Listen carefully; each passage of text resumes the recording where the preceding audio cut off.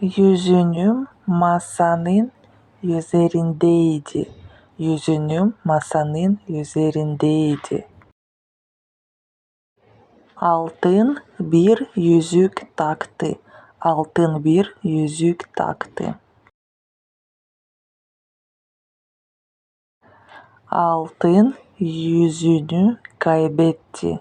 Altın yüzüğünü kaybetti.